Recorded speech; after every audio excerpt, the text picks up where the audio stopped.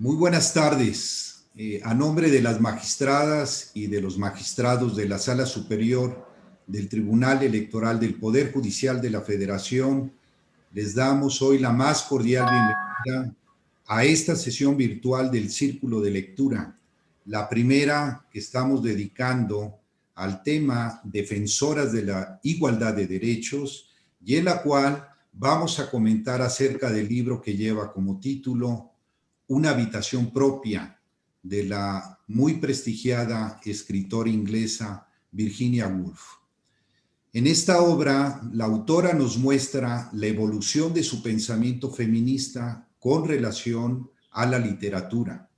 El libro empieza planteándonos una pregunta clave: ¿qué necesitan las mujeres para escribir buenas novelas?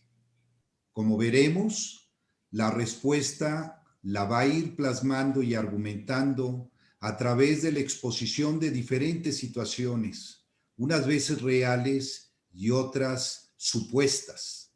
La conclusión es que para que las mujeres puedan escribir buenas novelas, necesitan independencia económica y personal, lo que puede expresarse en que dispongan de una habitación propia. Al hablar sobre las mujeres y la literatura, la autora se plantea distintas cuestiones. Una de ellas es la relación directa que existe entre la realidad y la literatura. Y es que la literatura tendría que ser un reflejo de la realidad en que vivimos, pero no es así, ya que se trata de un mundo gobernado por hombres, quienes terminan imponiendo sus puntos de vista. En el texto de Virginia Woolf aparece una imagen metafórica que compara a la mujer con un espejo mágico que distorsiona la realidad en favor del hombre, quien se cree y se ve a sí mismo más fuerte, más inteligente y poderoso de lo que realmente es o de lo que realmente somos. ¿Cuáles son en definitiva las dificultades que deben enfrentar tanto hombres como mujeres para escribir un buen libro? Para la autora, la respuesta es disponer de tiempo, disponer de espacio y de concentración. Si para los hombres ya es complicado conseguir una estabilidad mental adecuada, para las mujeres lo es mucho mayor al no disponer de una habitación propia indispensable para tener tranquilidad y poder concentrarse. Quiero hacer aquí una muy breve pausa para que podamos agradecer a todas las personas que nos acompañan y a quienes nos están siguiendo a través del canal institucional de YouTube del Tribunal Electoral, del Poder Judicial de la Federación, de la Escuela Judicial, del editorial del Tribunal, así como en las cuentas en Twitter, en Facebook Live, del editorial de este órgano electoral. Hoy tendremos el gusto de contar con la participación como presentadora de la doctora Eva Barrientos Cepeda, magistrada presidenta de la Sala Regional Jalapa del Tribunal Electoral, a quien le damos la más cordial y entusiasta bienvenida. Asimismo, en la moderación contamos también con la participación de nuestro colega y muy querido amigo de la Escuela Judicial Electoral, el maestro Alejandro Camacho Zabaleta, a quien también le damos la más calurosa bienvenida. El maestro Alejandro Camacho nos va a hacer favor de dar lectura a la síntesis curricular de nuestra presentadora y, por supuesto, estará conduciendo esta presentación. Así que, estimado Alejandro, sin mayor preámbulo, te rogamos que conduzcas esta sesión y te cedemos el uso de la voz. Muchas gracias, querido Agustín. Muy buenas tardes a todas, a todos, a todes. Les damos la más cordial bienvenida. He sido encargado para conducir, para moderar esta importante sesión, lo cual agradezco mucho porque representa para mí una oportunidad de aprender de la magistrada presidenta y doctora y amiga Eva Barrientos. Solamente para aderezar un poco antes de dar lectura al currículum de nuestra invitada el día de hoy, les diré que en el año de 1901 se instituyó el Premio Nobel de Literatura.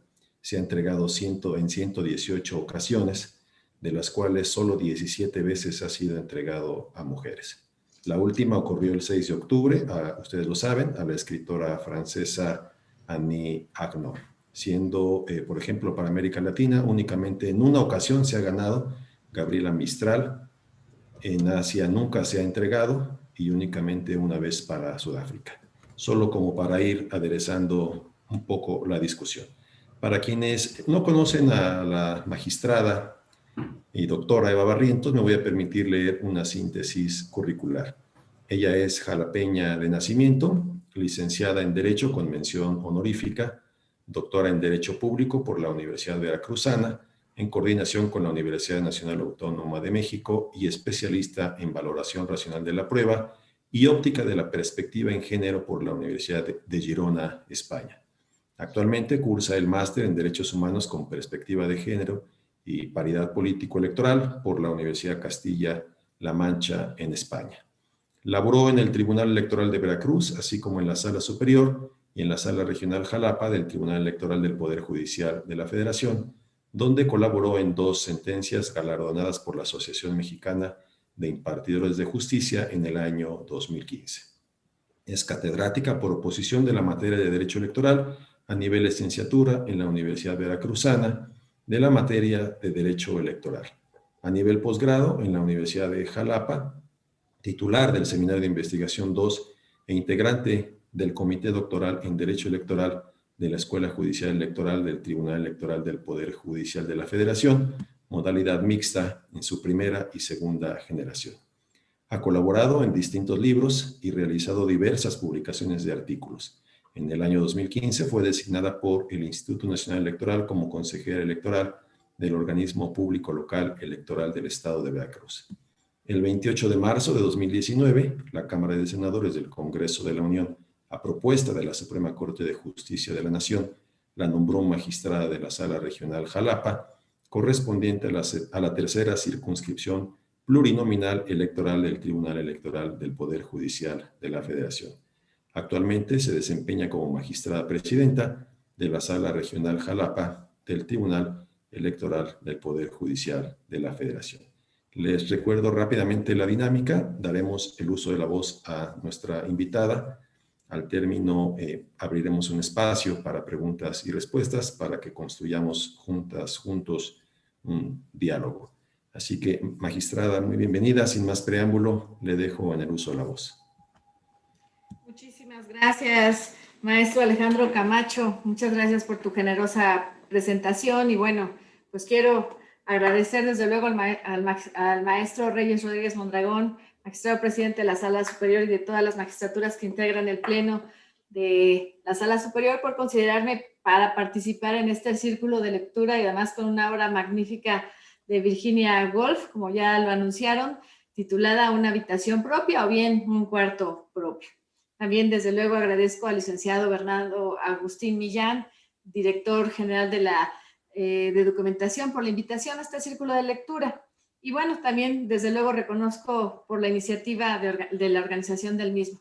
Pues como ya dijo Tyrion Lannister en la primera obra de Juego de Tronos, la mente necesita libros, tal y como la espada necesita una piedra de afilar para mantener su agudeza. De verdad, muchas gracias. Igual saludo al licenciado Felipe Jiménez, también veo conectada a Lucy Farías, qué gusto que nos acompañen este día. Igual veo a varias personas allí, qué gusto que nos acompañen, igual a todas las personas que nos siguen a través de las diferentes redes sociales. Y tiene toda la razón, este tipo de ejercicios, como ya lo dije, este autor Tyrion Lannister, fomentan en el fortalecer la agudeza mental, de allegarse de conocimiento y sobre todo de forjar la reflexión de todo aquello que leemos. En ocasiones me invitaron para platicarles sobre el ensayo, en esta ocasión, escrito por Virginia Woolf, de lo cual debo decir es una obra magnífica, la verdad es que sí, es muy interesante, que retrata de manera precisa el poco involucramiento de la mujer en la realidad y en la literatura, pero no es por falta de interés, como ya lo anunciaron, sino son por las circunstancias que se vivían en esa época y que las seguimos viviendo. Aunque esta obra literaria fue escrita en el contexto del año de 1929, es decir, hace ya casi un siglo, 93 años, muchas de las cosas que relata siguen aplicando el día de hoy. Y que bueno, yo voy a ir haciendo a lo largo de mi exposición algunas reflexiones, algunas preguntas, justamente para que después se abra el debate, que es lo más rico, me parece, de esta plática, escuchar a las personas que están conectadas y ver también su punto de vista. Como decía Alejandro, aquí todas y todos venimos a aprender y a reflexionar sobre este tema tan interesante que plasma la autora, que es parte del feminismo.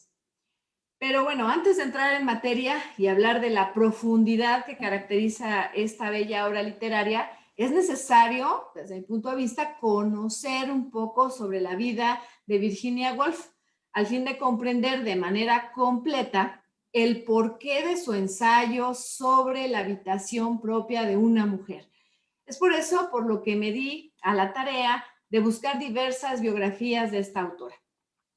En esta búsqueda encontré con distintos señalamientos sobre Virginia Woolf, como una de las principales referencias del feminismo y de las más importantes del siglo XX respecto a la literatura. Incluso la consideran una escritora premonitoria inagotable. Lamentablemente también la consideran una escritora atormentada y como una persona inestable emocionalmente. Virginia Woolf nació en el año de 1982 en una familia económicamente estable. Se dice que siempre estuvo rodeada de intelectualidad artística y política. Tan solo su padre, Sir Leslie Stephen, era un distinguido crítico e historiador, y su madre, Julia Prinsep Jackson, por su inigualable belleza, era modelo para artistas prerrafaelistas y de los primeros fotógrafos. Sus hermanos igual tuvieron una vida destacable, pues fueron a la universidad y posteriormente se desempeñaron profesionalmente. Sin embargo, cosa que también pasa en la actualidad, Virginia Woolf, al ser mujer, no tuvo la misma oportunidad que sus hermanos de recibir educación en una institución, sino que fue educada por sus padres, que la acogieron en un ambiente literario. Por fortuna tuvo esa suerte. Recibió también clases particulares y se dice que en su hogar había una inmensa biblioteca. Pero bueno, desde aquí la diferencia es que los hombres sí tenían derecho a ir a la universidad y ella, por ser mujer, fue educada en casa.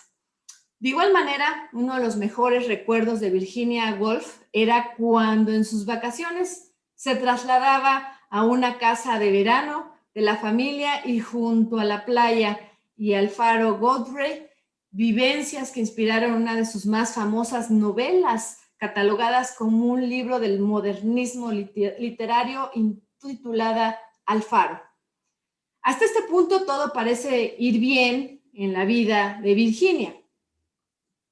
En la mayoría de bibliografías que revisé, todas relatan que su infancia fue bastante difícil y debo de decir que también trágica.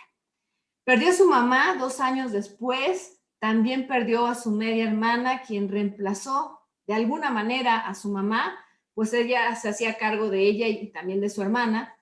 Y durante ese tiempo, junto con su otra hermana, sufrió abusos por parte de sus hermanastros.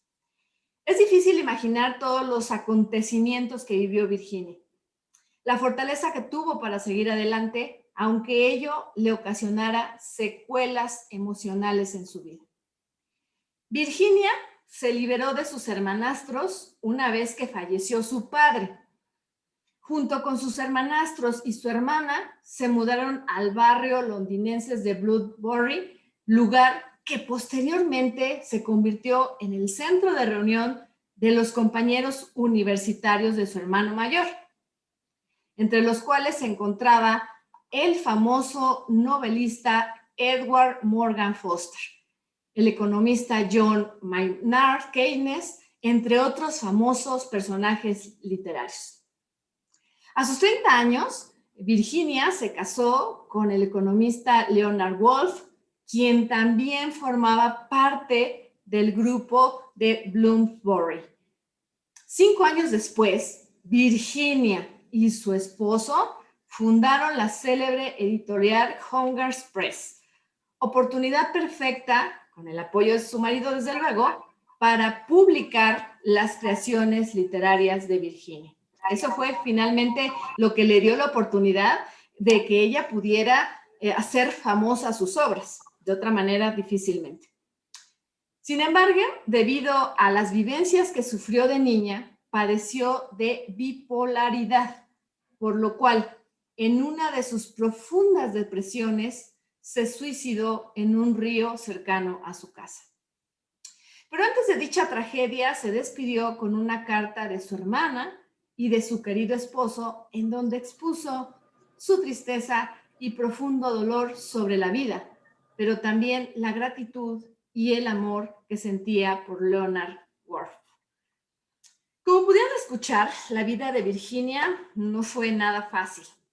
Dadas las circunstancias de aquella época, fue obligada a callarse sobre los abusos que recibió por parte de sus medios hermanos, situación que la llevó a padecer un trastorno mental como es el de la bipolaridad. Pero a pesar de ello, eso no detuvo a Virginia para convertirse en una de las mejores escritoras de la época y de las principales feministas referentes del modernismo. Esto sucedió así debido al estilo de escritura que utiliza. Los críticos de literatura han mencionado que sus novelas experimentaban una estructura temporal y de especial narración, perfeccionando el monólogo interior por el cual representaba los pensamientos de los personajes en su forma primigenia, en su fluir inconsciente, es decir, tal y como surgen de la mente. En pocas palabras, tenía un lenguaje narrativo que equilibraba el mundo racional e irracional. De esta manera, obras como La señora Dalloway o Alfaro se volvieron muy, muy famosas. Esta fama que fue adquiriendo como escritora ocasionó que fuera invitada para dar una conferencia en 2 universidades feministas, Newnham College y Girton College, ambas de la Universidad de Cambridge, sobre la participación femenina en la literatura. Fue así como Virginia Woolf se enamoró del contenido que preparó para sus conferencias, por lo que decidió hacer una obra que compilara la relación de las mujeres con la realidad literaria, siendo así, damas y caballeros, como nació el ensayo que hoy vamos a comentar, Una habitación propia. Debo ser sincera, Una habitación propia es una lectura difícil que requiere de nuestra mayor atención para comprender y entender lo que la autora nos quiere decir sobre la relación de las mujeres y la literatura.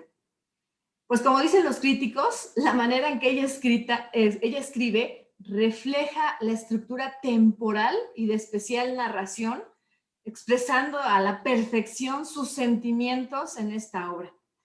La verdad es magnífica la manera en la que Virginia se expone a través de la escritura, creando un maravilloso alter ego.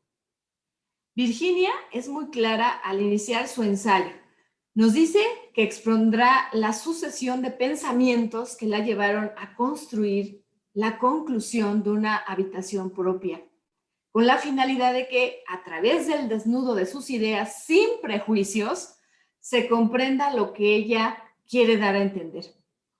De esta manera, a lo largo de este ensayo, nos relata todos los pensamientos que le surgían antes de dar las conferencias sobre la relación de las mujeres y las novelas.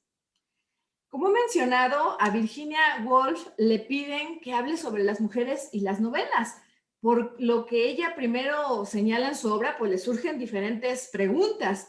¿Qué les digo sobre las mujeres y las novelas? ¿Qué es lo que quieren escuchar? ¿Las mujeres y su modo de ser? ¿Las mujeres y las novelas que escriben? ¿O las fantasías que han escrito sobre ellas? Fíjense que era tan dedicada esta autora que reflexiona y profundiza aquello que le piden en sus conferencias, por lo que toma en consideración qué es lo que el público quiere escuchar, qué es lo que quiere saber sobre las mujeres. Al tomar en cuenta estos 3 cuestionamientos, Virginia reflexiona que le es imposible dar una conclusión, pero lo que sí puede hacer es hablar sobre la habitación propia de una mujer para poder escribir novelas. Pero al escuchar esto, les pido por favor que abran su mente y no tomen literal las palabras habitación propia, ya que de esta manera solo nos remontamos a un espacio físico en donde la mujer se sienta y escribe novelas, en un espacio donde no hay interrupciones. No. Les quiero decir que dichas palabras tienen una profundidad equivalente al océano, las cuales considero que responden a los cuestionamientos que se hizo Virginia. El modo de ser de las mujeres, algo bien complejo, las novelas que escriben y las fantasías que piensan sobre ellas. De esta manera, lo que hace la autora es combinar la ficción y la realidad para crear una especie de novela en la cual se exponen los pensamientos de Virginia a través de un personaje ficticio. Por eso la autora pide que se olviden de su nombre y la llamen Mary con diferentes apellidos, Mary Baton, Mary Seyton o Mary Carmichael, o lo que sea de nuestro agrado. El caso es que es Mary. Como dato cultural, me puse a investigar sobre los nombres que Virginia había elegido y me encontré con la respuesta de que dos de los nombres hacen referencia a las 4 Marías de Escocia. Ya quedarán ustedes indagar quiénes fueron estas 4 Marías. Bueno, la obra comienza cuando Mary Baton, Seyton o Carmichael se encontraban caminando a la orilla de un río, observando y pensando. Enfoca su atención en un hombre que está pescando, tira y recoge el anzuelo. Entonces Mary relaciona esta acción con las ideas y los pensamientos, como un ejercicio de pesca, en el cual tiras el cebo, esperando a que el pescado muerda el anzuelo, para que cuando esto pase, recojas la caña, y si pescaste un pez gordo, te lo quedes, y si no, lo sueltes. Así con las ideas. En fin, para no distraernos de este punto, mientras Mary consideraba por las orillas del río, se da cuenta que se le acerca un bedel, el cual hacía señalamientos de que no tenía que pisar el césped, ya que esos senderos estaban destinados para los becarios y los eruditos. El lugar que le correspondía, le señala, es caminar sobre la grava. Entonces Mary se retira de aquellos caminos y comienza su camino por la grava. Solo de esta manera es como el bedel deja de agitar los brazos y hacerle señalamientos para proseguir con su trabajo. ¿Por qué Mary no debía caminar por la grava? Debía caminar por la grava y no por el césped. Posteriormente, una vez que Mary prosigue con su camino, decide visitar la biblioteca. Pero justo cuando iba entrando, un caballero disgustado, plateado, amable, le hizo una señal de retroceder al tiempo que le comentaba que no se admitían señoras en la biblioteca más que acompañadas por un becario o provistas por una carta de presentación. Disgustada, melancólica y desilusionada, reflexiona lo siguiente, y aquí cito porque es parte importante de la obra.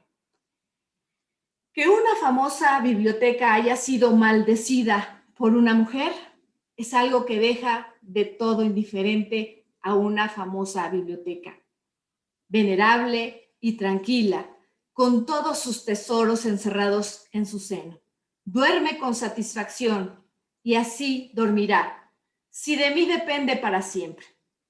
Es un pensamiento extraordinario que en un momento lo retomaré para explicarlo a fondo. Mary emprende nuevamente su camino y no muy lejos de aquel lugar escucha un órgano en el interior de una capilla como un recuerdo de tristeza. Sin embargo, Mary pierde los deseos de entrar, pues dolosamente acepta que el partiguero, una especie de mozo, le hubiera exigido la fe de bautismo o una carta de presentación del deán, es decir, el líder de los sacerdotes. Esto es un ejemplo más del peso cultural y de la autorrepresión que hace que ella misma se niegue la entrada sin antes intentarlo. Como ustedes escucharon, Virginia Woolf nos ofrece los primeros pasos para conceptualizar lo que es una habitación. ¿Cómo lo hace? Describiendo ficticiamente cómo es que Mary es rechazada en 3 lugares dentro de la universidad ficticia de Offridge, por ser una mujer, desde luego. En los jardines, en la biblioteca y en la capilla. Y que la única manera de acceder a estos lugares es mediante la tutela de un varón. Entonces les pregunto, ¿qué nos quiere decir Virginia Woolf con el rechazo a estos 3 lugares? Considero que lo que Virginia nos trata de decir de manera simbólica es la imposibilidad de las mujeres de acceder a los jardines, esto es, el placer, la libertad, el descanso, la reflexión, la soledad, el arte y sobre todo acceder a la naturaleza. Pero no una naturaleza donde solo vemos césped, árboles, nubes y el cielo azul, sino una naturaleza como símbolo de la representación femenina en la fecundación de la tierra, que también significa la parte masculina. Es decir, el perfecto equilibrio. Todo esto que acabo de mencionar es lo que considero que representan los jardines que le fueron prohibidos a Mary.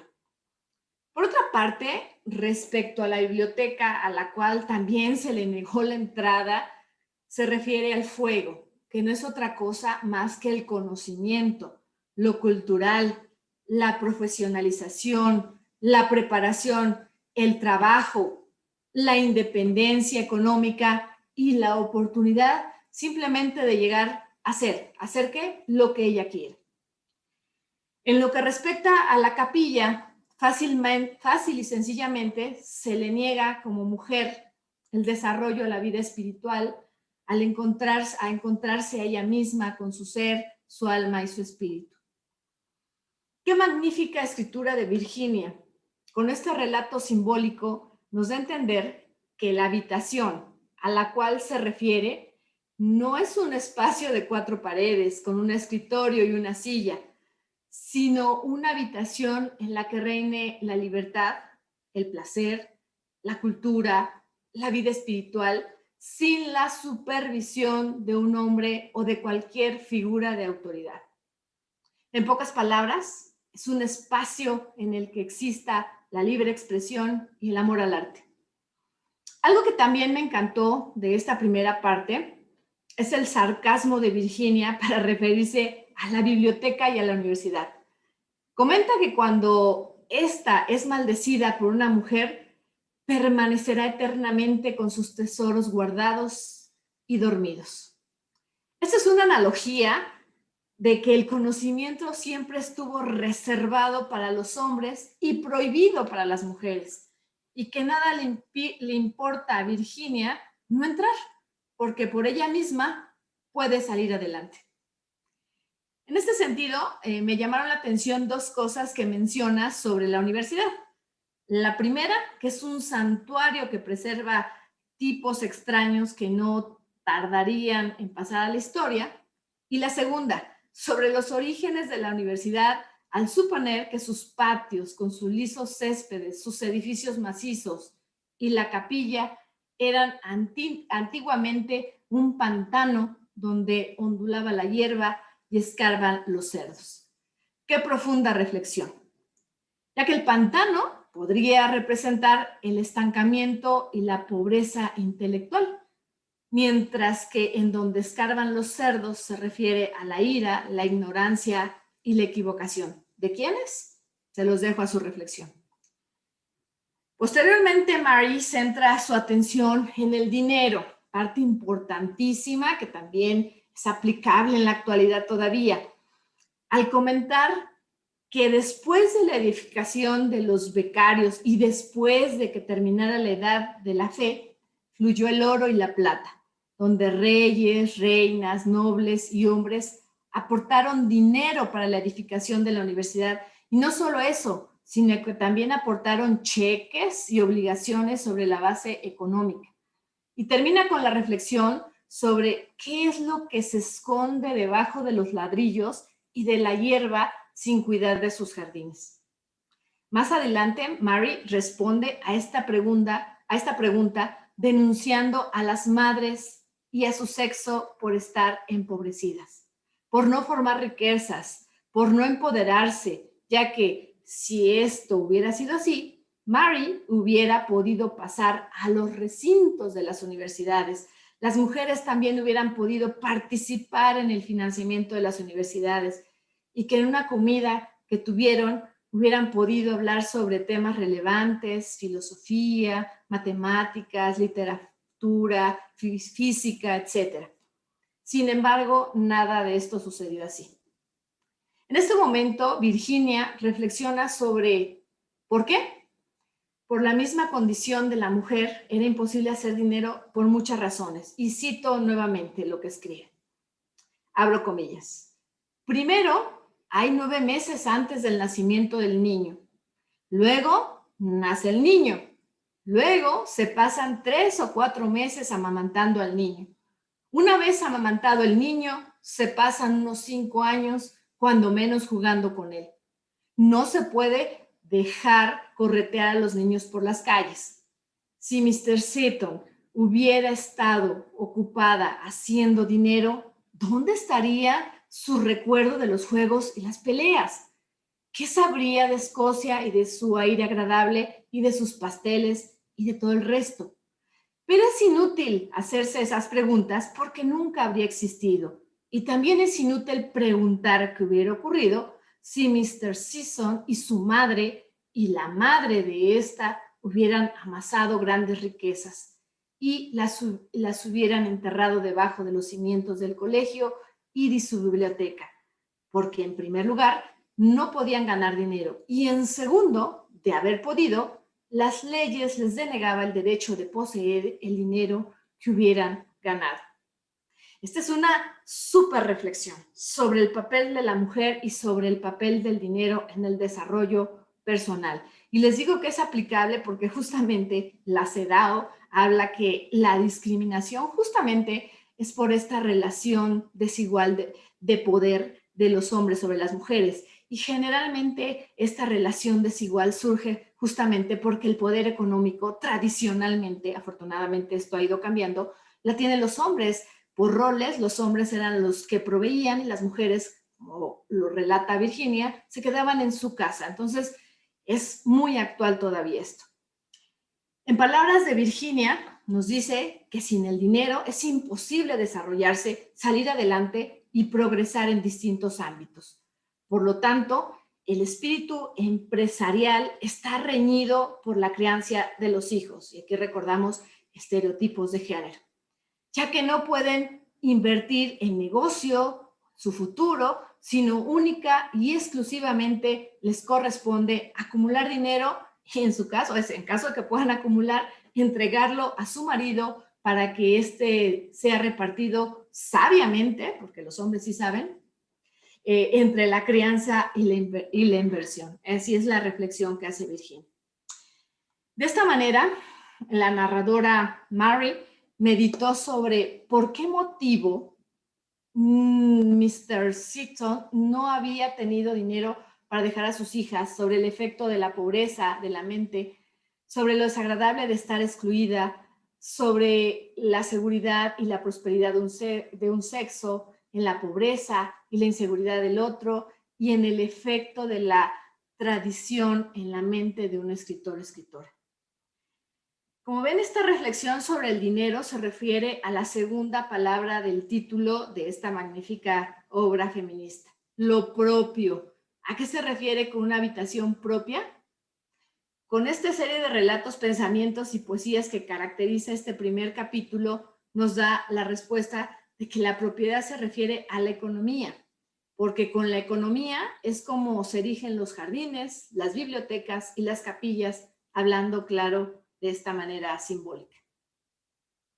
Posteriormente traslada su relato al Museo Británico de Londres, en donde había libros escritos para hombres que hablaban sobre mujeres. En esta parte del ensayo responde a la tercera pregunta que se hizo al inicio de esta obra para ofrecer la conferencia que le pidieron sobre las mujeres y la novela. ¿De qué quieren que les hable? ¿De las mujeres y las novelas que escriben o las fantasías que han escrito sobre ellas?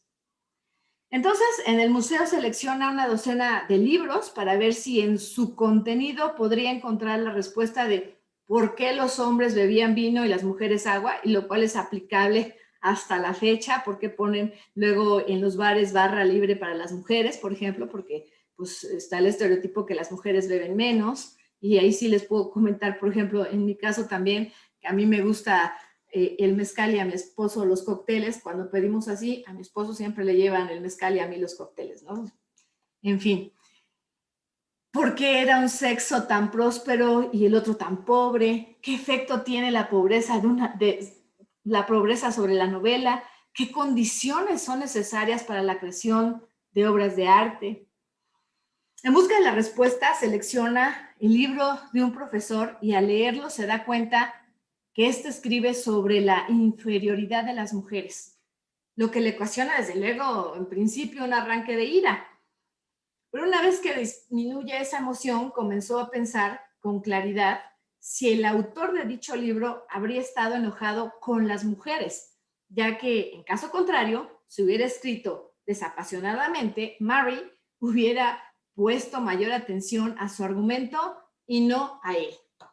Esto quiere decir que Mary, al leer el libro, en lugar de analizar los argumentos, se percató del odio irracional del profesor hacia las mujeres, que fue expresado, desde luego, en las líneas que escribía.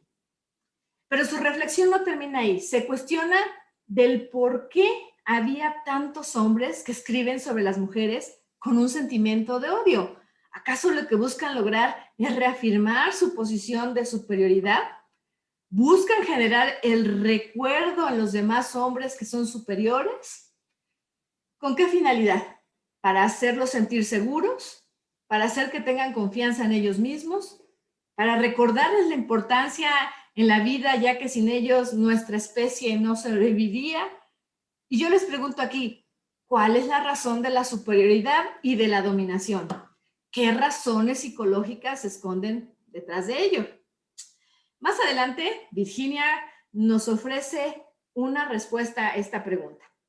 Imagínense que las mujeres fuéramos imprescindibles para los hombres, que hubieran podido emitir críticas hacia sus acciones, que hubieran podido emitir juicios. Si esto hubiera sido posible, la imagen del espejo se rompe. Y claro, estas cosas ya no suceden como antes, pero en el ámbito electoral, que es donde la mayoría en este foro nos desarrollamos, debo decir que nos encontramos con estas situaciones. Por ejemplo, cuando la mujer empezó a tener mayor participaciones en los cargos públicos, los niveles de violencia política en contra de las mujeres crecieron. ¿Y esto por qué? Simple y sencillamente por la resistencia masculina debido a la autoconsideración de que son seres superiores y que por tanto las mujeres no están a ese nivel para ejercer cargos de elección popular, por ejemplo, que no tienen la capacidad para ejercerlos y que solamente llegaron porque la ley los obliga. Por tanto, como les decía en un momento, las apreciaciones de Virginia Woolf, por fortuna cada vez menos, pero siguen en muchos casos vigentes. Continuando con los comentarios, la narradora prosigue agradeciendo la herencia que le dejó su tía, ya que sin ella estaría haciendo trabajos espantosos exclusivos de las mujeres. Es decir, trabajos de servicios al hombre, trabajos de subordinación, de esclavitud. Pero afortunadamente Virginia se sentía libre de pensar en las cosas en sí mismas, libre de escribir sin preocupaciones y con mayor objetividad, libre de disuadir, libre de jugar a lo que quisiera en lo individual y sin ninguna supervisión. En esta parte se aprecia la importancia del dinero en la sociedad y en la mujer, pero el dinero propio, el que pueda hacerla sentir libre y no subyugada o subordinada, aquel dinero que pueda impulsarla a participar en todo lo que se proponga, en hacerla sentir plena para poder escribir novelas y no sentirse un sexo débil necesitado de protección masculina. En resumen, la importancia del dinero en una habitación. La narradora continúa en su investigación sobre qué hacían las mujeres en tiempos anteriores, por lo que selecciona otro libro de los estantes titulado La historia de Inglaterra del profesor Trevelyan. Al abrir el libro y buscar algún escrito sobre la mujer, se encontró con una página que mencionaba que el pegar a la mujer era un derecho reconocido del hombre y que lo practicaban tanto en las clases altas como en las bajas. Y esto, les vuelvo a decir, se aplica totalmente en la actualidad. Aquí en Veracruz hubo un asunto de violencia, de apología al odio, en donde un candidato en un acto saca su machete y dice que el machete le sirve para trabajar, pero también le sirve para darle de planazos a las mujeres cuando se portan mal. Fíjense cómo esto es del siglo, ya hace casi 100 años, pero sigue vigente en la actualidad. Además señala que las mujeres no tenían derecho a decidir sobre con quién compartir sus vidas, sino que esta era una decisión del padre de familia. Ahí tenemos muchos casos de Guerrero, en donde venden todavía a las niñas. En este sentido, la narradora se pregunta qué pasa con todas aquellas mujeres que sí han tenido un papel importante en su vida. Lejos de lo que dice el profesor Trevelyan, por ejemplo, Cleopatra, Antígona, Rosalinda, Desdémona, la duquesa Malfi, entre otras, y que todas ellas han sido citadas en obras poéticas de grandes escritores, mostrando sus hazañas, su carácter y sus personalidades. Sin embargo, reflexiona que las mujeres que han sido referenciadas en muchas otras obras de otros escritores carecen de personalidad y de carácter, como en las obras de Shakespeare, y que gracias a ello la mujer está en la situación en la que se encuentra, es decir, subyugada y dominada por el hombre. Entonces, aquí la narradora expone algo muy interesante que me llamó la atención y que citaré. Abro comillas. En realidad, si la mujer no hubiera existido más que en las obras escritas por los hombres, se le imaginaría uno como una persona importantísima, polifacética, heroica y mezquina, espléndida y sórdida, infinitamente hermosa y horrible a más no poder, tan grande como el hombre, más según algunos. Pero esta es la mujer de la literatura, señala el profesor Trevelyan. La encerraban bajo llave, le pegaban y la zarandeaban por la habitación. Cierro comillas. Entonces, aquí la narradora concluye, a partir de lo escrito por este autor, que las mujeres simplemente no tenían derechos y que existe un dominio del patriarcado en la vida cotidiana de Inglaterra. En ese sentido, Virginia realiza una reflexión importante y que creo que es de las más destacadas del libro, junto con la hermana imaginaria de Shakespeare, Judith, que lo veremos más adelante. Ella dice que si Shakespeare hubiera sido mujer, simple y sencillamente no hubiera sido lo que hoy en día es Shakespeare. Llega a esa conclusión al mencionar que en la época de la reina Isabel no está segura si a las mujeres las educaron, si les enseñaron a escribir, si tenían cuartos de estar propios, si eran madres antes de los 21 años, si tenían que jugar con los hijos, ya que si todo eso hubiera pasado, ninguna mujer hubiera tenido tiempo de escribir obras como las de Shakespeare. Después, la narradora hace otro ejercicio reflexivo muy interesante para sustentar lo último que les acabo de mencionar. Y es que sobre la suposición de que Shakespeare hubiera tenido una hermana de nombre Judith, ¿qué hubiera sido de ella? Ella describe el posible curso de la vida de Shakespeare. Escuela primaria, matrimonio y trabajo en un teatro de Londres. Sin embargo, su hermana no hubiera podido asistir a la escuela y su familia le hubiera desanimado de estudiar de forma independiente, se hubiera casado en contra de su voluntad cuando era adolescente y hubiera escapado a Londres.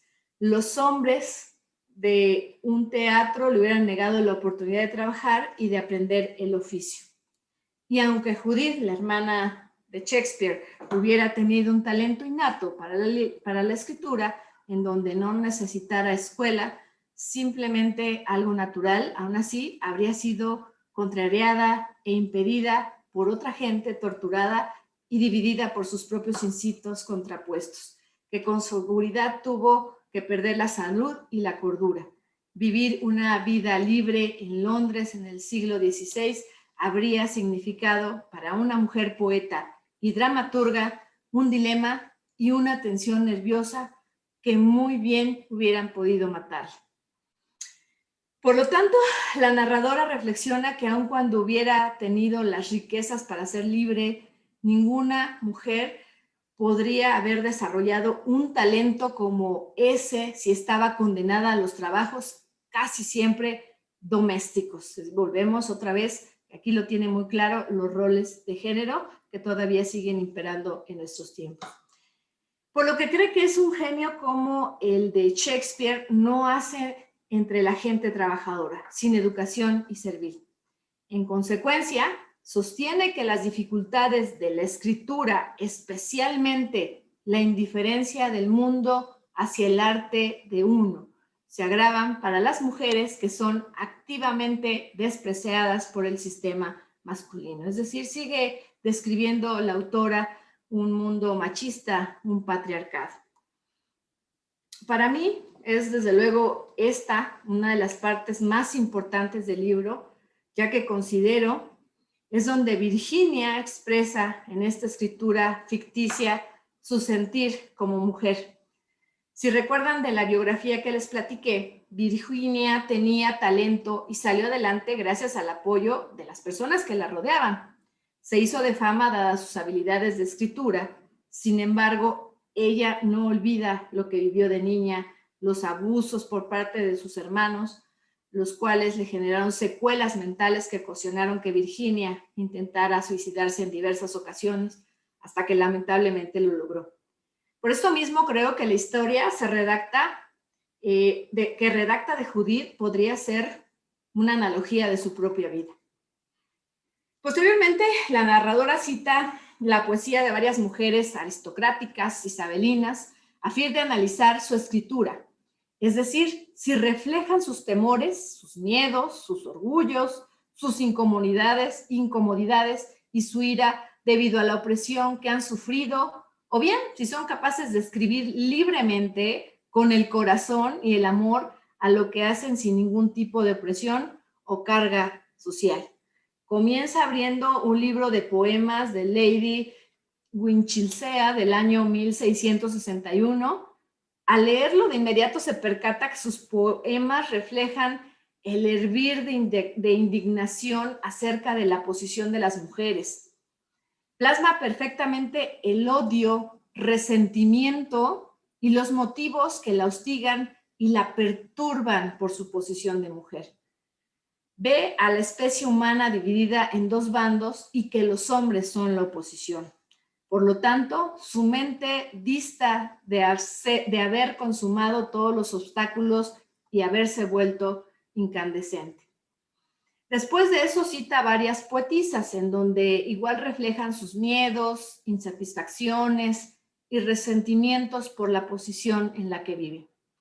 La narradora señala que no son capaces de liberar su mente por unos momentos y escribir poesía pura, poesía de calidad, por el simple deleite de enamorarse de sus versos, sino por el contrario, escriben para quienes las leen con el objetivo de que sean rescatadas de sus prisiones.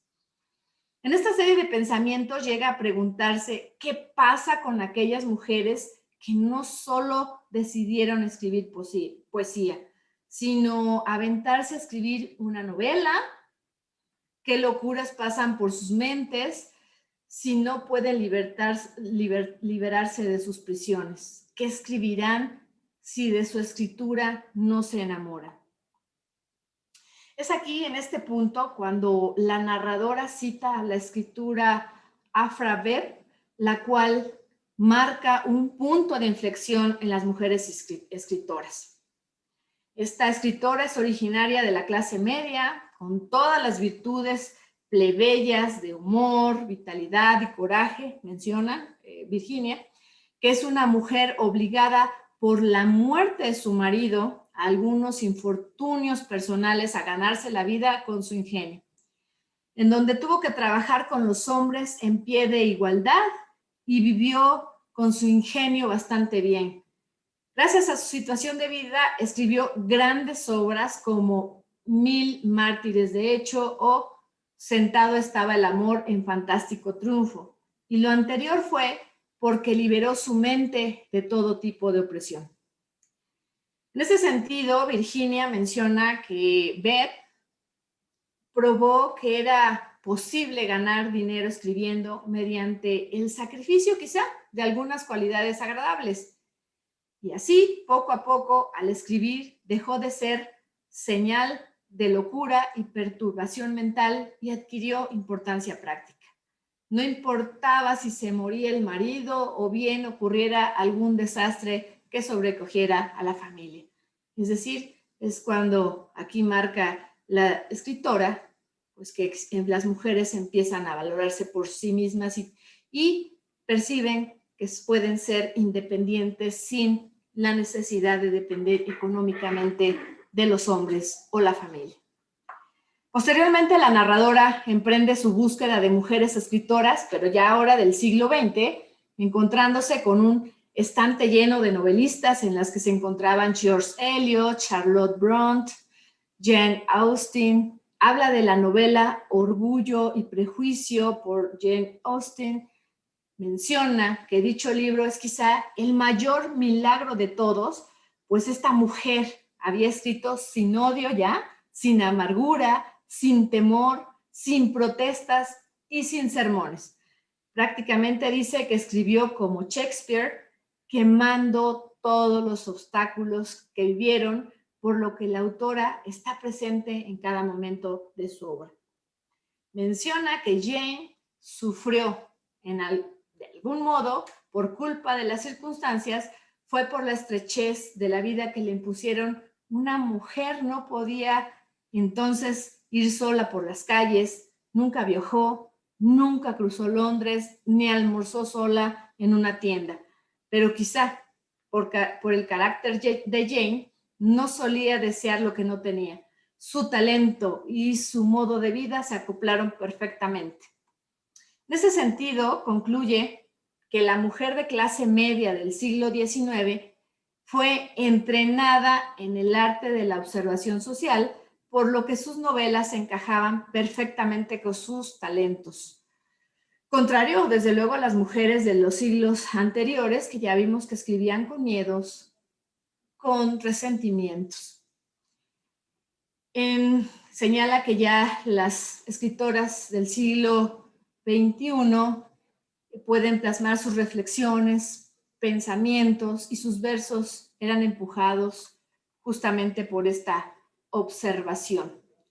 Pero la narradora se cuestiona cómo se hubiera podido evitar con una habitación propia, es decir, en el siglo pasado, cómo se hubiera antepasado, cómo se hubiera evitado que estas mujeres, antes de Jane, pudieran escribir de forma libre. Y ella contesta que con una habitación propia que permitiera la libertad de pensamiento y la escritura por el propio deleite de crear fantasías, historias y cuentos.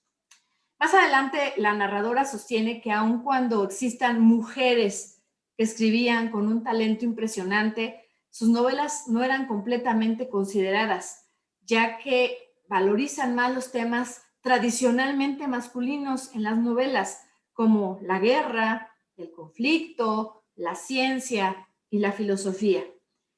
Por lo que menciona que las escritoras se vieron obligadas a ajustar justamente su escritura para enfrentar la crítica inevitable de que su trabajo era insustancial, desviándose de sus visiones originales, es decir,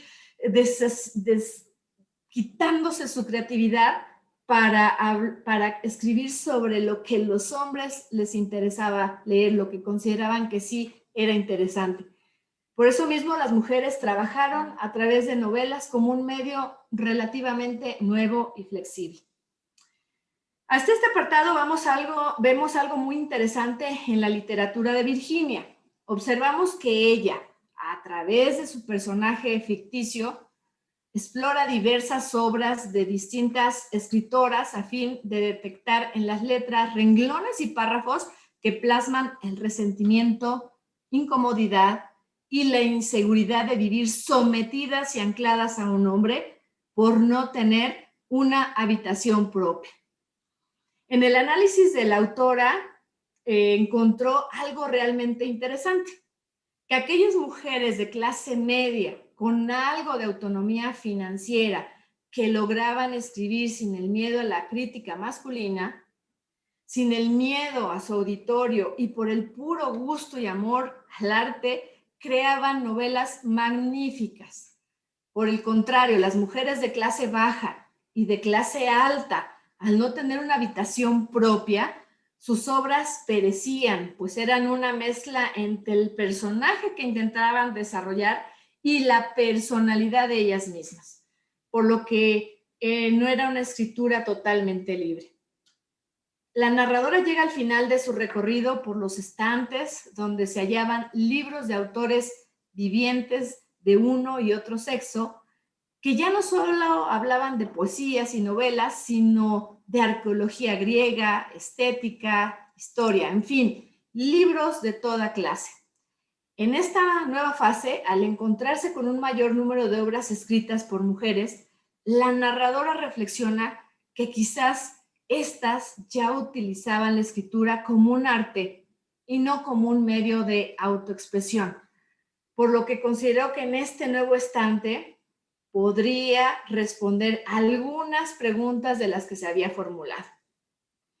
Cuenta que tomó un libro al azar que se encontraba al final del estante, titulado La aventura de la vida por Mary Carmichael.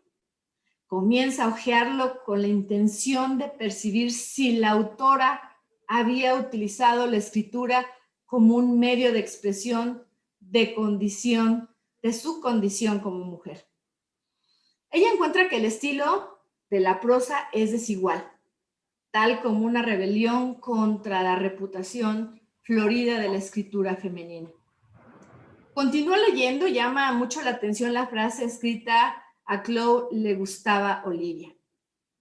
Aquí la lectura se torna interesante, pues la narradora comienza a cuestionarse la idea de una amistad entre dos mujeres, pero no solo una amistad, sino la idea de una relación amorosa. Esto es algo curioso de aquella época. Considero que era difícil pensar que una mujer escribiera sobre gustos del mismo sexo entre mujeres. Cuando en la historia, en las novelas y en los escritos, a las mujeres solo se les relacionaba con hombres. Cuando leo esta parte, no puedo evitar pensar que la narradora Mary, o sus otros dos nombres, son su alter ego, en toda su expresión, de la misma Virginia Woolf, pues se le considera que ella era una persona bisexual y a lo largo de esta magnífica obra hemos visto pedazos que reflejan un poco de la vida de Virginia. Entre la situación que vivió como mujer, el no haber tenido a una edad temprana apoyo para el desarrollo de sus habilidades, resultó ocasionando que no tuviera ganas de vivir. En el siglo XIX, las mujeres se volvieron más complejas en las novelas. Sin embargo, reconoce que independientemente de la grandeza mental que tengan las mujeres, todavía no han dejado una gran huella en el mundo en comparación con los hombres. Aún así, cree que los grandes hombres de la historia a menudo dependían de las mujeres para que les proporcionaran algún estímulo, alguna renovación del poder creativo que otros hombres no podían. Esta parte me hizo recordar un capítulo que vi de la serie de Sandman, que si no la han visto se la recomiendo, donde un escritor que ya había perdido la inspiración secuestra a una diosa o musa de nombre Calíope, en donde lamentablemente abusó de ella para obtener inspiración de las artes y el conocimiento. A partir de ello, el escritor se hace increíblemente famoso para obtener los dotes de una deidad. Y pues aquí la narradora hace precisamente esta mención. También sostiene que la creatividad de los hombres y las mujeres es diferente y que su escritura debe reflejar sus diferencias. Cree que Carmichael tiene mucho trabajo que hacer para registrar la vida de las mujeres, por lo que tendrá que escribir sin enojo contra los hombres. Además, dado que cada uno tiene un punto ciego sobre sí mismo, sobre las mujeres pueden completar el retrato de los hombres en la literatura. Sin embargo, aquí la narradora sintió que al final la autora no era más que una chica inteligente, a pesar de que no tiene rastros de ira o miedo. Por lo que pensó que probablemente en 100 años la narradora, con dinero y vuelve otra vez y una habitación propia, sería una mejor escritora. Bueno, creo que todas estas ideas que expone la narradora sobre la universidad ficticia de Oxbridge, los jardines, la biblioteca, la capilla, 2 sobre el Museo Británico de Londres, 3 sobre Judith, la hermana ficticia de Shakespeare, 4 sobre las novelas que leyó de diferentes mujeres y 5 sobre el lesbianismo, son ideas para demostrar la relación de la mujer y la pobreza a fin de demostrar cómo la narradora, que como lo mencioné antes, es el alter ego de Virginia, llega a su principal conclusión, de que una mujer debe tener una habitación y dinero para escribir una novela que sea propia realmente, que sea original, que realmente sea arte. En este sentido, todo el repaso histórico y antropológico que redacta Virginia o sus 3 personajes están enfocados en demostrar que una habitación o un cuarto propio es un espacio tranquilo para desempeñar el oficio de la escritura y sobre todo, como les había comentado, un simbolismo que encierra toda la cuestión del género. ¿Qué quiero decir con esto? Cuando hablamos de una habitación, aparte de pensarla como un espacio de 4 paredes, es claro que para la mente de Virginia, esta se refiere al inmenso mar de ideas mentales desarrolladas a partir de la educación, profesionalización, independencia, autonomía, criterio propio, libertad y sobre todo amor al arte. A ese inmenso espacio donde la escritura no tiene un auditorio y no está dirigida para ser criticada, sino solamente por el puro amor de escribir, por el enamoramiento a la profesión, de crear mundos, historias, cuentos y ficciones, simplemente de ejercer nuestra parte femenina de la creación, pero enfocada a la escritura. Esto que les digo es muy importante, pues la misma autora reconoce que para crear grandes obras literarias es necesario tener una mente andrógina, es decir, lo femenino necesita de lo masculino y viceversa, pues a partir de esta unión es como nace la creación y no solo en la creación de seres, sino también en la imaginación al momento de escribir. Y aquí es importante recalcar siempre lo que se señala por algunas feministas. Los hombres no son los enemigos de las mujeres. Simplemente hay que reconocer que somos iguales y tenemos los mismos derechos. Entonces, aquí en esta obra, una habitación se refiere a esa mente andrógina donde la mujer no se aparta de lo masculino y está peleada con ello, sino que también lo tome para crear e innovar en la profesión que hace. Eso es una habitación. Mientras que algo propio, como les comenté al inicio, se refiere al dinero, a la independencia económica, pues solo así es como la mujer se sentirá libre de ejercer su profesión sin presiones y, como lo mencionaba, que lo haga simplemente por amor al arte. Pero recuerden, debe ser dinero propio, pues como lo expuso la autora, aun cuando había mujeres de clase alta, al estar sometidas a una familia patriarcal británica, sus mentes estaban abarrotadas por su mundo, pues su mundo se circunscribía a su familia, al servicio del hombre, contrario a las mujeres de clase media que tenían libertad. Es decir, las mujeres de clase alta tenían que estar cuidando las apariencias y estar acorde a la cultura que para ellos era lo bien visto. La condena al no cuarto propio es también la condena a la pobreza. Por eso, la habitación propia y dinero son los pilares de la tesis fundamental de este ensayo. De lo que habla en definitiva es de carencias innatas a un género, de la imposibilidad de la escritura por una pobreza injustamente intrínseca. Cito algo también que se me hizo muy interesante. Abro comillas.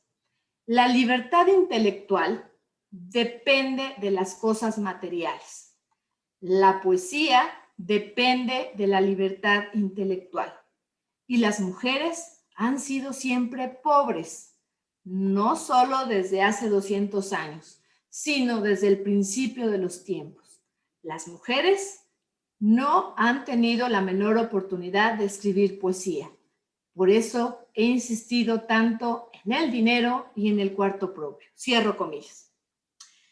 Ya al final de la obra, Virginia le pide a sus oyentes mujeres que escriban lo que quieran, aunque su pensamiento sea que vaya a ser un tema trivial o no aceptado, pero que escriban sin tapujo y obstáculo alguno, que sean libres, que viajen y tengan dinero, que se hagan de una habitación propia, porque solo así la vida es vigorizante, aunque ésta pueda o no ser comunicada. Ahora bien, esta obra que hoy comentamos es un clásico del feminismo, como ya se pudieron dar cuenta, porque muestra la dificultad de las mujeres para escribir una novela, así como su poca presencia en la vida artística. Ya lo señalaba hace rato el maestro Alejandro Camacho. ¿Cuántos premios Nobel se les ha dado a las mujeres? Y si bien es cierto, hoy en día las cosas ya no son como las redacta Virginia, no hemos avanzado, aunque sea un poco, también es cierto que el machismo ahora se presenta de diversas maneras y en todos los ámbitos. Por fortuna, ya cada vez hay hombres y mujeres más conscientes que esto tiene que cambiar, pero pues obviamente todo esto es un proceso. Por ejemplo, y vuelvo al ámbito electoral, ha sido una lucha constante para que las mujeres pudieran acceder a cargos de elección pública, tanto es así que se tuvieron que legislar cuotas electorales y después aplicar el principio de paridad y después una paridad en todo y que solamente hasta donde tengo conocimiento en 4 estados hay la paridad en todo, en la mayoría no hay no se ha logrado esta paridad a pesar de que la reforma fue desde 2019. Y bueno, como ya hace rato también lo mencioné, la consecuencia de que las mujeres lleguen a cargos públicos y que todavía exista este sentido de superioridad, pues implica que exista mucha violencia política en contra de las mujeres que ejercen algún cargo público. Esta obra de Virginia Woolf es un referente histórico sobre el feminismo que nos ayuda a pensar de qué manera las mujeres se sintieron aprisionadas o se sienten, en algunos casos todavía, al grado de no poder escribir con libertad por falta de recursos y de espacios que fomentaran su creatividad intelectual. Es una lectura obligada que ayuda a entender la posición de la mujer en la historia. Es una obra que nos hace reflexionar a hombres y mujeres que debemos de apoyarnos mutuamente para crecer. Como bien lo dice Virginia, lo femenino y lo masculino se complementan y solamente así vamos a poder ser libres y, lo más importante, ser felices y disfrutar el amor hacia la vida. Hasta aquí sería mi intervención. Muchas gracias por escucharme. Muchísimas gracias a la magistrada Eva Barrientos. Ha sido una espléndida guía en esta obra que, como ella bien ha dicho, por momentos puede parecer de difícil lectura, pero nos ha explicado de una manera muy clara cuáles son los alcances de una habitación propia, pero yo resaltaría lo más importante: qué no es una habitación propia, qué no debe ser una habitación propia. Pero lo más importante en este momento es que abramos el espacio para que todas, todos podamos participar, podamos construir este diálogo y, por qué no, una obra colectiva. Así que respetuosamente les pregunto si alguien tiene deseos de participar. Adelante, Marcela Lagos, por favor. Hola, ¿qué tal? ¿Me escuchan? Sí, sí, aquí. Bueno, este libro yo ya tenía, la verdad, muchas ganas de leerlo porque, como ya comentaba la magistrada, es muy comentado en los círculos feministas y la verdad es que es un balde de agua fría, ¿no? Percatarse de todas estas situaciones que nos atraviesan a todas y en cualquier parte del mundo, ¿no? Pero bueno, durante mi lectura me vinieron varios temas a la cabeza. Rápidamente solo mencionaré dos. Por supuesto, el primer tema que destaca es la falta de documentación y estudio de la historia de las mujeres. Claro, es importante porque somos la mitad de la humanidad y las mujeres también hemos tenido participación en ella, pero también, como nos lo deja ver Virginia Woolf en su obra, el rescate de la genealogía de las mujeres por nosotras mismas radica en que ayuda a abrir camino a otras, del mismo modo como ha ocurrido entre los hombres. En muchos sentidos, nosotras somos resultado de las acciones que han hecho otras mujeres antes de nosotras, y a la vez nosotras mismas tenemos la responsabilidad de hacer lo mismo para las que vienen después. Esta genealogía sucede tanto en el ámbito público, con mujeres que no forman parte, digamos, directamente de nuestro linaje sanguíneo, pero es parte de la historia de las mujeres, y pueden vivir en otras partes del mundo, y con ello dejan huella e influencia para las demás, o bien a partir de nuestro propio árbol genealógico, mediante la sabiduría y las formas de resistencia que las abuelas transmitieron a sus hijas, y ellas a su vez como madres o tías a sus hijas o sobrinas. Ese conocimiento que en muchas ocasiones pudo ser empírico, adquirido por su propia experiencia, contiene una carga ideológica de estar, de crear y de resistir. Por eso es tan importante para nosotras que rescatemos nuestra historia olvidada y defendamos esa genealogía. Incluso si en un primer vistazo muy superficialmente creemos que nuestra madre o nuestra abuela solo replicaron los modelos patriarcales, en realidad siempre de alguna manera nos enseñaron a desafiar ese sistema. Y otro tema que me gustaría destacar es la división sexual del trabajo y las profesiones. Woolf se pregunta, ¿por qué no hay una Shakespeare mujer? ¿Qué les está permitido a las mujeres y qué a los hombres? Yo coincido completamente con la autora cuando desentraña los motivos y condicionamientos sociales. ¿Me siguen escuchando? No.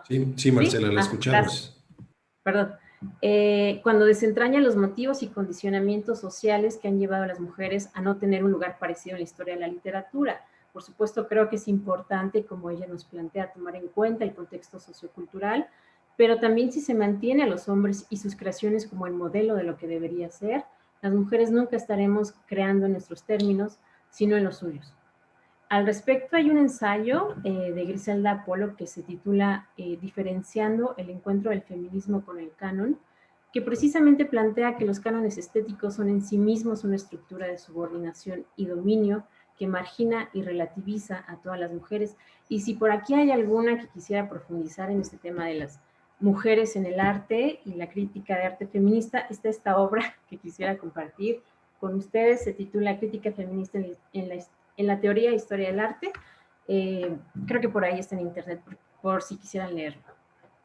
Y bueno, volviendo al tema, me parece que esa sería una de las trampas del patriarcado, porque finalmente se juega en los términos de la opresión, ¿no? Y bien, Woolf relata que a las mujeres no se les concedía el beneficio de la creación artística, y vale la pena recordar que de ir en contra de ese mandato, su nombre era suplantado, o simplemente ellas mismas decidían ocultarlo, ¿no? Ya fuera con un seudónimo o con la abreviatura de su nombre de pila, como sigue ocurriendo hasta ahora. Tenemos un ejemplo muy reciente, Joanne Rowling, la creadora del universo de Harry Potter, ¿no?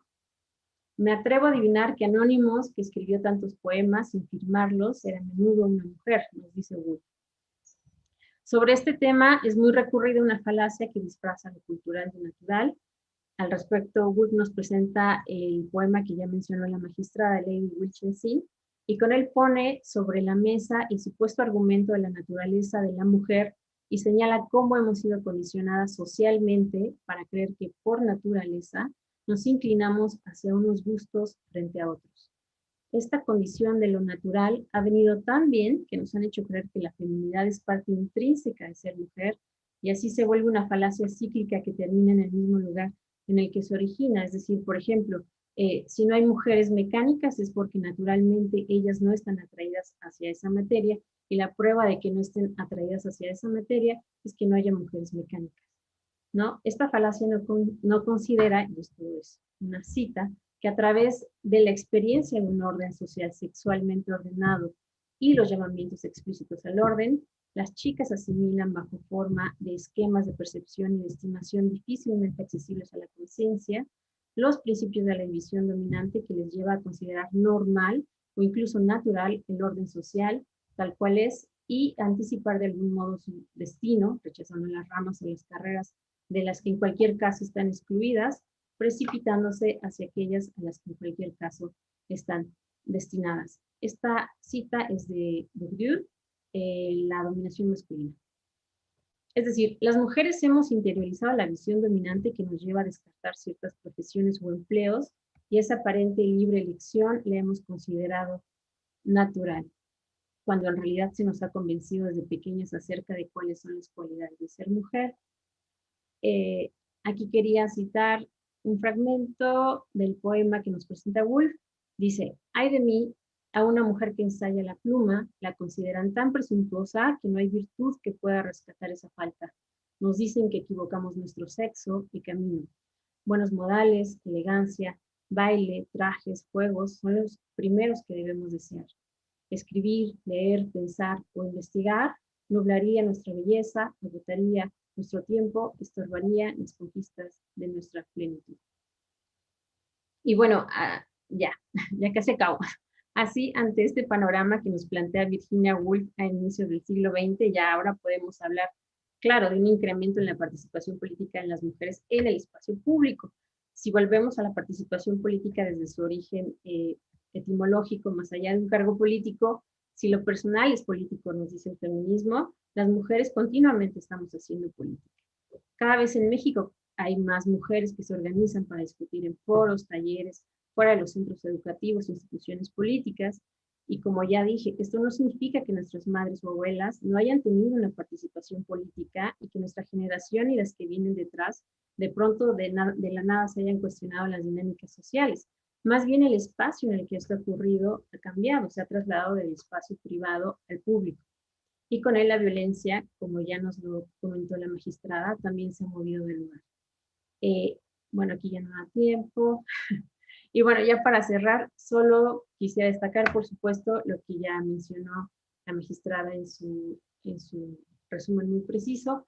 La conclusión que nos ofrece Virginia Woolf acerca de que el dinero es la base de la liberación de las mujeres, este elemento es indispensable porque nos da una condición de independencia para poder elegir, Y yo agregaría, como origen de esa percepción económica, está en que se ha reconocido el trabajo de las mujeres, incluido el trabajo doméstico. Y ya, por último, hay una herramienta que yo no conocía, no sé si ustedes conocen del INEGI, que nos ayuda a calcular lo que debería percibir una persona por el trabajo doméstico que realiza. Y ya, me parece una herramienta muy interesante. Y ya, con esto concluyo mi participación. Muchas gracias. Muchísimas gracias, Marcela. Si me permite, voy a citarla. Usted ha dicho que la exposición de la presentación de la magistrada ha sido un balde de agua fría que nos ha ayudado a despertar muchas cosas. Lo de usted ha sido otro balde de agua fría. Le agradezco mucho su participación, de verdad. Conceptos muy interesantes. Antes de dar el uso de la voz a Zair Enríquez, que nos ha pedido el uso de la voz, voy a permitirme leer una felicitación de parte de nuestra compañera y amiga Lucy Farías a la magistrada Eva Barrientos. Y ella nos comenta que las mujeres han utilizado la escritura para reivindicar derechos a lo largo de la historia, y comenta que Sor Juana Inés de la Cruz tuvo que refugiarse en un convento para poder tener acceso a los libros y tener, como hemos visto en la obra, un cuarto propio. Muchas gracias por tu comentario, Lucy. Y daría el uso de la voz, por favor, a Zaid Enríquez, si es tan amable. ¿Qué tal? Muy buenas tardes a todos. Pues primero que nada, muchas felicidades a la magistrada Cepeda por su brillante y bastante completa exposición. Y también felicidades a Marcela por su comentario, bastante interesante también. La verdad es que con estos dos comentarios pues me dejan muy poco para comentar, pero bueno, yo quería compartirles un par de reflexiones, igual acerca de la obra. Como bien mencionó la magistrada, ofrece un panorama bastante amplio de la incursión de las mujeres, pero no solamente en la literatura, sino en la escritura en general y en la vida social. En los primeros 3 capítulos de la obra, Virginia Woolf sienta las bases de su ensayo, pues en ellos plasma todo aquello que le da rigor a un trabajo académico. Esto es la introducción al tema, las preguntas que guían la investigación, el estado del arte y algunas hipótesis por ahí también. En el primer capítulo hace una especie de introducción al tema, habla un poco acerca de qué fue lo que la motivó para escribir los ensayos que dieron origen a la obra, así como los diversos problemas o dilemas a los que se enfrentó al comenzar esta empresa que tenía. A saber, en 1928, la Universidad de Cambridge invitó a la autora a impartir una serie de charlas en varios colegios para mujeres acerca del tema las mujeres y la novela. Y pues el resultado de esos textos es la obra pues, que hoy analizamos. Sin embargo, hablar de ese tema no era una tarea sencilla, ya que a principios del siglo XX las mujeres todavía se encontraban sumamente excluidas en cuanto a derechos, y esto era aún más notorio en las artes, como el teatro y la literatura. Al respecto, basta recordar que fue hasta el siglo XVI aproximadamente cuando las mujeres hicieron su aparición en el teatro. Anteriormente, los papeles de mujeres en el teatro eran interpretados también por hombres. Asimismo, en el primer capítulo, la autora expone un poco el motivo del título, del cual también ya hablaron un poquito, la habitación propia. Ella afirma que para poder escribir las mujeres necesitan tener una habitación propia y cierta cantidad de dinero, pues son dos condiciones esenciales para que una persona pueda abocarse a la escritura. Como bien mencionaba la magistrada Barrientos, esta referencia a la habitación propia no solo es literal, sino que va mucho más allá, pues tiene numerosas connotaciones metafóricas. Con ella, Virginia hace alusión a la falta de libertad, a la independencia, a los derechos, a muchísimas cosas que a las mujeres padecían en esa época. Pues recordemos que a inicios del siglo XX, época en la que se escribió la obra, las mujeres carecían de numerosos derechos. La mayoría de ellas no tenían mucha participación en la vida laboral, por tanto dependían de sus esposos económicamente. Ya en el segundo capítulo, Virginia nos presenta una serie de preguntas que desde mi punto de vista guían el contenido del ensayo. La primera de ellas es: ¿por qué los hombres beben vino y las mujeres agua? La segunda es ¿por qué un sexo era tan adinerado y tan pobre el otro? La tercera es ¿qué influencia ejerce la pobreza en la literatura? La cuarta es ¿qué condiciones requiere la creación de obras de arte? De igual forma, en el segundo capítulo, antes de hacer un análisis del papel de la mujer en la literatura, Virginia presenta el estado del arte, es decir, un análisis de todo lo que se ha escrito respecto del papel de la mujer en los diversos ámbitos de la vida. En este apartado se asegura que la gran mayoría de las obras que abordan el tema están impregnadas de estereotipos, de burlas, de juicios, de frivolidad hacia el género femenino, pues habían sido escritas por hombres desde su evidente posición de privilegio. Incluso se hacen algunas citas para evidenciar esta situación. Por ejemplo, se cita a Alexander Pope, quien decía que, y cito, la mayoría de las mujeres carecen de todo carácter. Termino cita. Virginia aborda la percepción que tenían de la mujer diversos personajes históricos importantes, como Napoleón y Mussolini, por mencionar solo algunos, quienes tenían opiniones por demás denigrantes hacia las mujeres.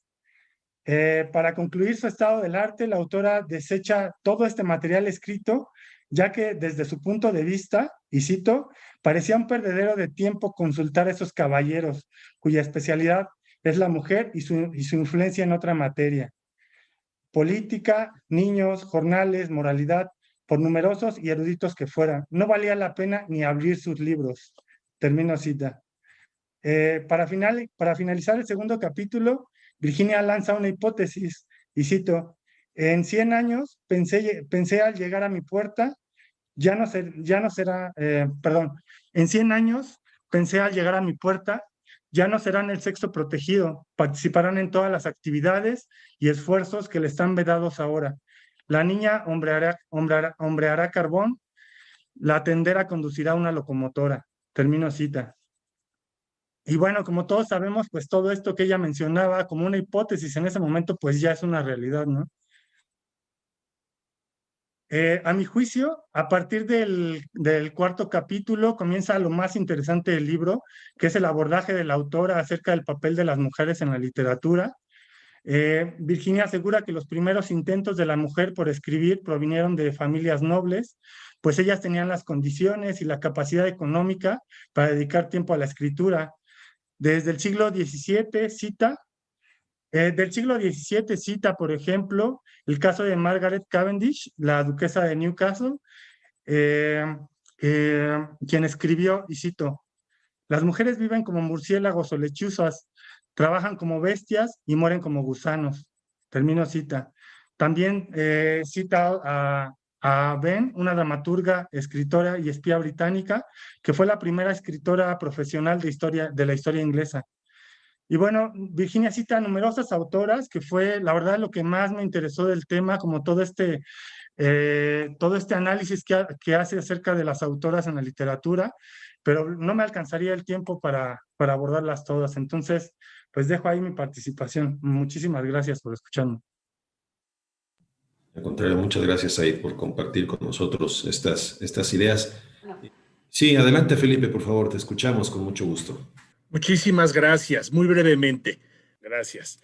Enhorabuena, por supuesto, a la magistrada Eva Barrientos por su tan brillante intervención, a Alejandro Camacho también por la precisa moderación de esta sesión, así como a nuestro anfitrión, el licenciado Agustín Millán, y a mis compañeros Marcela y Said, que me precedieron en el uso de la voz. Virginia Woolf fue una de las escritoras más influyentes del mundo en el siglo pasado. Al margen de un estilo, de una estética propia, sus obras se han convertido en buena medida en verdaderos clásicos por su temática recurrente, la defensa de la igualdad de derechos entre mujeres y hombres. Ojo, su planteamiento no era que se les dispensara un trato de favor a las mujeres, ni siquiera planteaba la conveniencia de implementar acciones afirmativas, simplemente defendía la igualdad entre sexos. Y lo hacía en una sociedad tan avanzada en temas de paridad como la inglesa. La primera ministra británica, precisamente hoy, presentó su renuncia en la Cámara de los Comunes al haber perdido el apoyo de la mayoría de su partido. No importó en absoluto que se tratara de una mujer o un hombre. Después de escasas 6 semanas en el cargo, sencillamente le aplicaron el reglamento, como también se lo aplicaron en su día a Winston Churchill, el gran vencedor del bando aliado en la Segunda Guerra Mundial, después de la hazaña de derrotar a los nazis. Y es que perdió las elecciones en su propio país y lo mandaron a su casa. El planteamiento que hace en esta obra Virginia Woolf es muy sencillo. Dice textualmente: todo lo que podía ofrecerles era una opción sobre un punto sin demasiada importancia, que una mujer debe tener dinero y una habitación propia para poder escribir novelas. Y esto, como ven, deja sin resolver el gran problema de la verdadera naturaleza de la mujer y de la novela. Me di a la tarea de intentar analizar qué hay de cierto en las palabras de Virginia Woolf a partir de la vida de 2 célebres escritoras inglesas. La primera es la famosísima Agatha Christie. A lo largo de su carrera publicó 66 novelas policiales, 6 novelas rosas y 14 cuentos, además de incursionar como autora en obras de teatro como La Ratonera o Testigo de Cargo. En este caso, Agatha Christie, desde su juventud, dispuso de suficientes recursos a través de su familia, pero no tuvo realmente un cuarto propio hasta que se divorció. Primero se vio obligada a compartir habitación con sus 2 hermanas y luego, al casarse, pasó a tener una alcoba de matrimonio. Ahora comento sobre el caso de otra conocidísima escritora inglesa, igual de famosa si cabe que la primera. Se trata de J.K. Rowling, la autora de la saga de Harry Potter, a la que se refería hace un momento mi compañera Marcela, cuyos libros han superado los 500 millones de ejemplares vendidos. En este caso, J.K. Rowling no dispuso de recursos. De soltera y de casada, contó solo con lo estrictamente necesario, pero sí tuvo un cuarto propio, con la excepción del periodo en que estuvo casada viviendo en Oporto, Portugal, aunque después de su separación y divorcio volvió a disponer de una habitación propia, aunque la tuvo que compartir con su bebé. Tanto en el caso de Agatha Christie como en el de J.K. Rowling, ambas escritoras terminan dándole la razón a Virginia Woolf. Habiendo talento, en cuanto una mujer tiene los medios suficientes para crear, nada puede detenerla. Pues esta sería mi intervención. Muchas gracias a todas y a todos.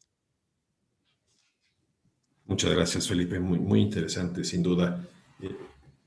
Consulto nuevamente si alguien tiene alguna última participación. Estamos prácticamente sobre el tiempo. Si no hubiera mayores comentarios, voy a pedir, por favor, respetuosamente a la magistrada Eva Barrientos si nos puede compartir una reflexión final antes de despedir la sesión del día de hoy. Por favor, magistrada. Gracias. Pues antes que nada, muchas gracias por la invitación y gracias por haber escuchado esta charla. La verdad que también para mí fue muy enriquecedor escuchar todas las opiniones de Marcela, Saí, de Felipe. Y bueno, leí el comentario de Lucy. Lástima que no te pudimos escuchar, Lucy, pero bueno, luego nos echamos un cafecito para platicar. Pero ¿cuál es la reflexión? Que pues es una gran autora que, como les decía yo, tiene reflexiones que parecieran que son del siglo pasado o antepasado por toda la literatura que hace ella referencia de autoras y autores. Sin embargo, todavía es una situación real que vivimos. Pero lo importante, y por eso quiero felicitar este espacio de lectura, de reflexión, porque justamente esta transformación no solamente la vamos a hacer a través de leyes que por fortuna tenemos un gran avance legislativo en nuestro país, pero no es suficiente.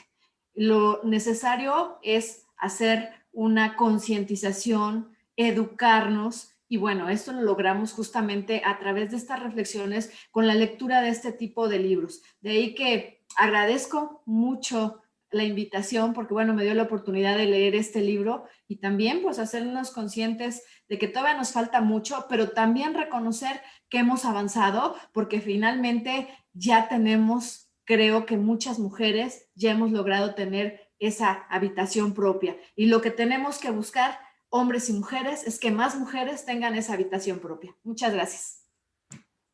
Muchísimas gracias, magistrada. Muchas gracias a todas y a todos. Voy a ceder nuevamente el uso de la voz al licenciado Agustín Millán. Muy buenas noches. Pues muy bien, felicitamos a nuestra presentadora, la doctora Eva Barrientos, y por supuesto que también destacamos la participación del maestro Alejandro Camacho en su calidad de moderador de este círculo de lectura. Muchas gracias, Alejandro. Y si me lo permiten, quiero compartir con ustedes una reflexión final que se plantea Virginia Woolf en su obra, y ella plantea que el alma humana tiene un plano en el que conviven un poder masculino y un poder femenino. El estado ideal para escribir, nos dice, sería el de la fusión de ambos, donde los dos poderes puedan vivir juntos y en armonía. Antes de despedirnos, les informo que el próximo jueves 10 de noviembre a las 6 de la tarde vamos a tener la oportunidad de analizar y comentar otro icónico texto feminista, La mujer rota, de la escritora francesa Simone de Beauvoir.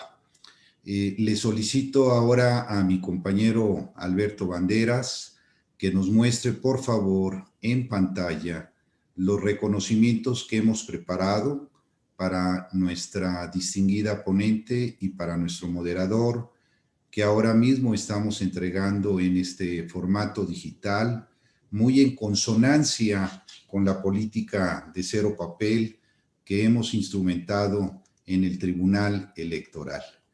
Y bueno, pues simplemente les pediría que abriéramos los micrófonos y que pudiéramos brindar un muy reconocido, un gran reconocimiento a nuestra presentadora, la magistrada presidenta de la Sala Regional Jalapa, y a nuestro moderador Alejandro Camacho, compañero y amigo de la Escuela Judicial Electoral. Muchas gracias, muy buenas noches a todas, a todos y a todos.